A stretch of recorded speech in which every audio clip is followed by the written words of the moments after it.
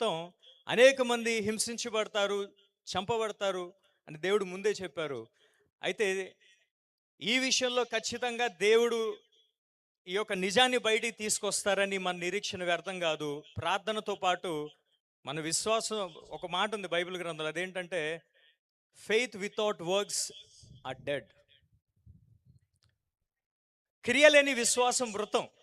కేవలం ప్రార్థన చేస్తామంటే కుదరదు. ప్రార్థనతో పాటు క్రియ కూడా ఉండాలి. ఈరోజు చాలామంది మరి సంఘాలను విడిచిపెట్టి ఎంతో దూరం ప్రయాణం చేసి సంఘస్థులందరినీ ఇక్కడ తీసుకొచ్చాయి. ఈరోజు నేను కూడా మాది ఫాస్టింగ్ డేస్ ఉన్నాయి, ప్రేయర్స్ అన్నీ మానుకొని సంఘం అంతటితో కలిసి ఇక్కడికి వచ్చాం.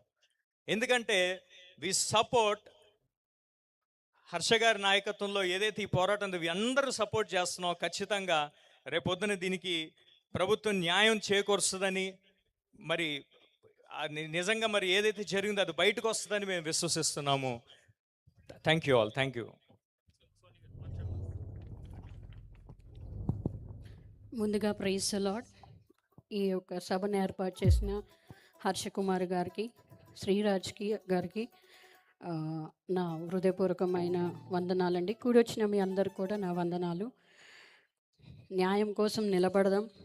ఈరోజు ప్రవీణ్ పగడాల గారి కుటుంబానికి జరిగింది అన్యాయం. సో రేపు నిజంగానే పాస్టర్ గారు చెప్పినట్టు మీకు కూడా జరగవచ్చు. కానీ నేను ఒక్కటైతే చెప్పగలను, నేను ఇన్ని సంవత్సరాల నుండి క్రిస్టియానిటీలో ఉన్నాను, కానీ మన తరఫున ఒక్కరు కూడా నిలబడేవారు నిజంగానే లేరు. ఒప్పుకుంటారా? మీరందరూ ఒప్పుకుంటున్నారా? ఎవరైనా ఉన్నారా? ఇన్ని సంవత్సరాల నుండి చూసారా మీరు? దాన్ని బట్టి మనం హర్ష కుమార్ గారికి ఒక్కసారి గట్టిగా చప్పట్లు కొడదాం. దేవుడు మన పక్షంన, వారిని మన పక్షంన ఒక నాయకుడిగా నిలబెట్టినందుకు నేను దేవునికి ఎంతో కృతజ్ఞతలు చెల్లిస్తున్నాను. వైఎస్ఆర్ వివేకానంద్ గారు కూడా 7 సంవత్సరాల నుంచి న్యాయం కోసం పోరాడుతున్నారు. మనం ఓన్లీ 1 ఇయరే అయింది. ఇంకా let us fight for justice. Thank you.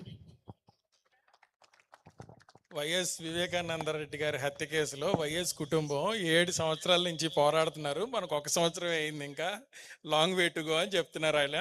Thank you madam. అయితే